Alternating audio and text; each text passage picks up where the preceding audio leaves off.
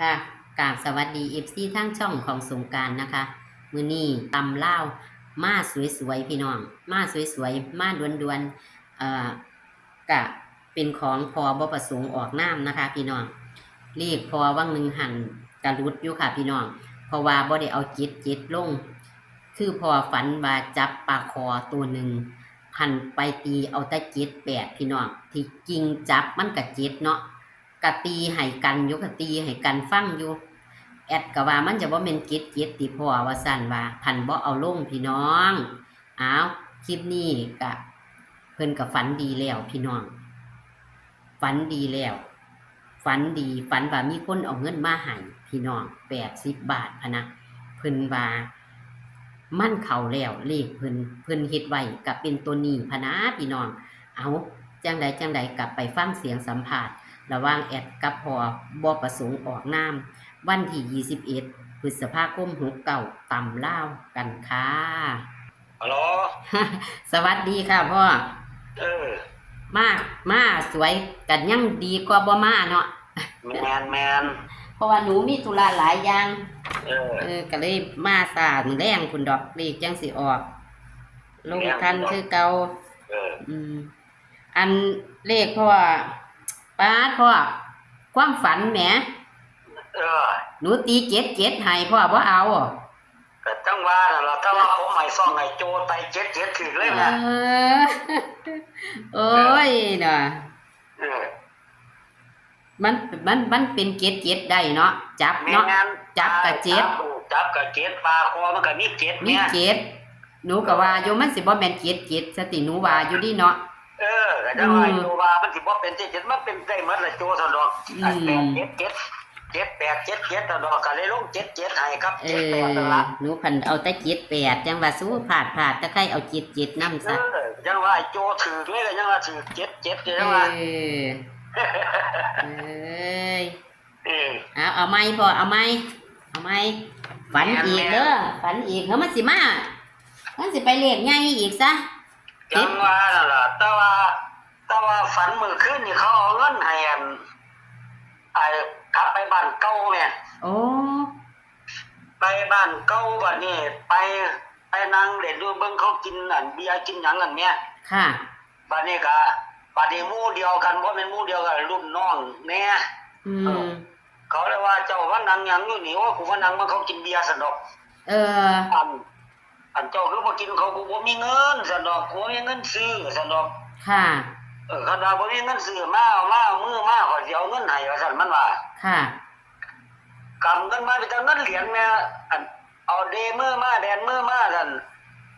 มันก็เอาเงินเหรียญให้8 บาทแม่กำเอาแม่อ้าว8มาอีกแล้วพ่อย่านอยู่ดิมันเอาเงินให้8 บาทแม่8 บาทมันกับเงินกับกลมมันสิว่าเป็น80นี่จำไว้ดิมี80นี่ใหญ่80มันจะมาเลขใหญ่บ่พอคือบ่ให้ความฝันหนูลงเป็นเลขใหญ่มันเลขใหญ่มันบ่ทันได้ฝันแม่งบ่ทันได้ใกล้เนี่ยก็เลยเป็นเลขอันนี้สักวันแม่นบ่เอาประกอบกันกับเลขอัน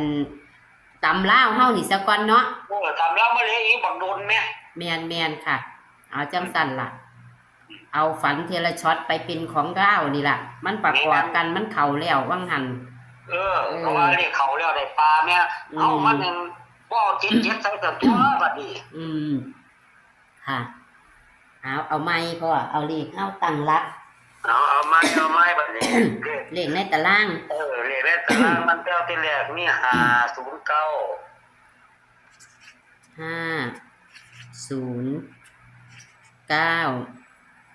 บัดนี้ก็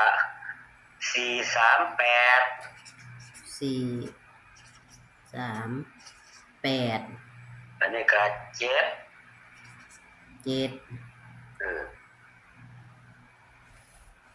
มีความฝันแล้วเฮาจังเอาเลขความฝันลงนำแต่ว่า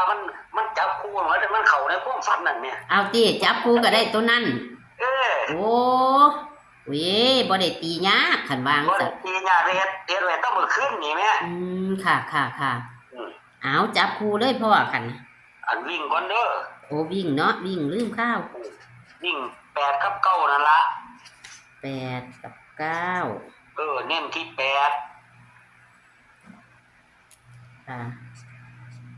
เน้นที่8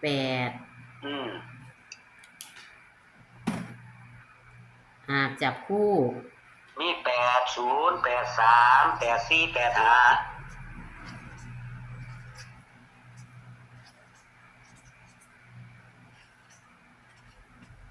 85ครับ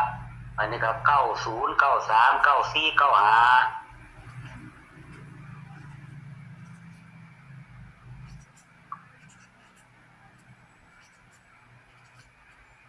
ค่ะอันนี้ก็78 79แล้วก็73 74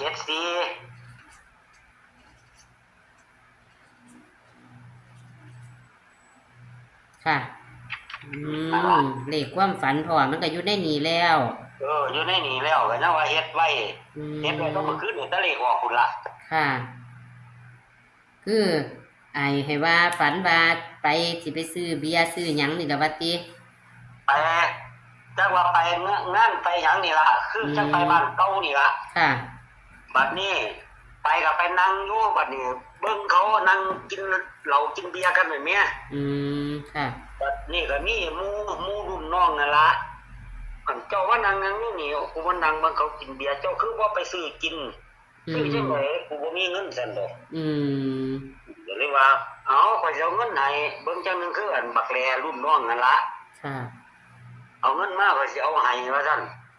แบนมือมามันก็เอาเงินออกมานี่แต่เงินเหรียญดอก8 บาทแม่ก็เลยเอามือ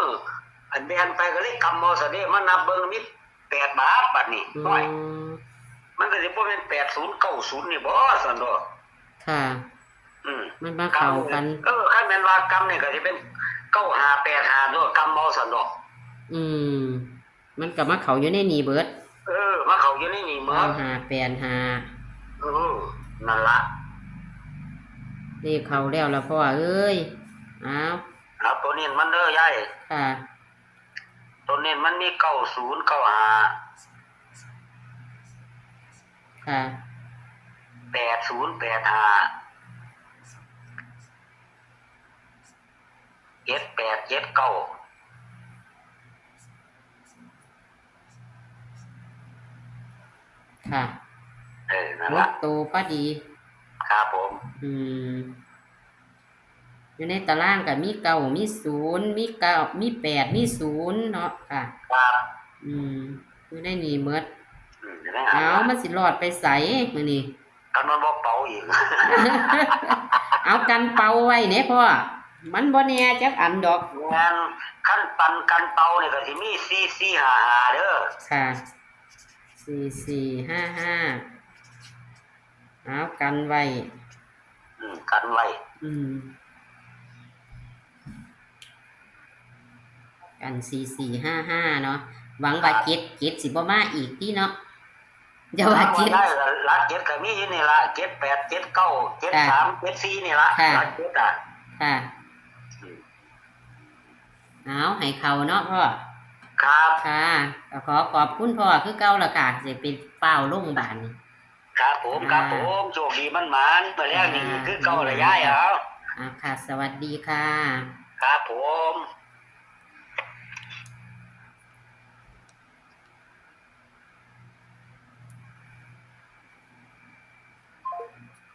พี่น้องพ่อก็มีความฝันมาฝากเหมือนเดิมพ่อก็มีความฝันมาฝากเหมือนเดิมนะคะมื้อวานมื้อคืนเพิ่นก็มีความฝันแต่ว่ากะตีอยู่77แต่บ่ได้เอา77ลงพี่น้องพันเอาแต่78เพราะว่าแอดนี่ล่ะแอดก็เป็นคนเว้าอยู่ดอกว่ามันสิบ่แม่นจับกับจิตเนาะมันสิบ่แม่น77มาอีกติว่าซั่นเว้ากันกับพ่อเนาะมาอีหลีพี่น้องแต่ว่าเพิ่นไปให้ช่องจูเข้าอยู่เพราะว่าเพิ่นก็ตีให้กัน77เพิ่นก็เอาลงทั้ง78ทั้ง77พี่น้องแต่ว่าแอดเพิ่นบ่เอาลงเนาะ77ก็เลยมื้อนี้นะคะก็ มีมาฝากแล้วนะคะของพอกะเข่ามือว่านมือก้อนนี่กับเข่ายุค80นะคะมีอีหยังก็ละเข่าขันเบาพิษก็ขอโทษขออภัยพี่น้องมือนี่นะคะก็มีมาฝากแล้วมีความฝันมาฝากนำก็คือไปกินงานไปอีหยังนี่แหละไปนั่งเบิ่งเขานะคะพอกับไปนั่งเบิ่งเขาตอนนี้มีคนหนึ่งเป็นรุ่นน้องมาเอาเจ้าคือบ่ไปซื้อมากินเพิ่นก็เลยว่าเพิ่นบ่มีเงินเพิ่นบ่มีเงินเขาก็เลยเอาเงินให้เพิ่นยกเงินมาให้เพิ่นผันเป็นเงินนับเบิ่งมี8 บาทพี่น้องก็เลยพากันตีกับพอว่า80เนาะค่ะหรือว่าพี่น้องว่าจะเป็นตัวใด80ก็เลยอยู่ในตัวเลขของพอดีพอว่ามันอยู่ในนี่พอดีเพิ่นก็ให้80หรือว่าเลขจะเข้าแล้วเพราะว่าเพิ่นก็ได้เงินนำเขานะคะเอานี่ล่ะค่ะตัวเลขแนวทางของพอมื้อนี้ตำลาวนะคะพี่น้องตำลาวกับพอบ่ประสงค์ออกนามนะคะก็มีเข้ามีหลุดค่ะเลขเพิ่นก็เลยเอา70กับเข้าตรงๆล่ะค่ะพี่น้องของเพิ่นเอาวันนี้ก็ค่าเทียเข้าอีกเพราะว่าเพิ่นฝันว่าได้เงินอยู่เพิ่นเน้น80ล่ะค่ะพี่น้องแต่ว่าเพิ่นเน้นไว้6หางเด้อเอามักกะจัดคัดกะพานค่ะแคปหน้าจอค่ะพี่น้องโชคๆหมานๆค่ะขอสวัสดีค่ะ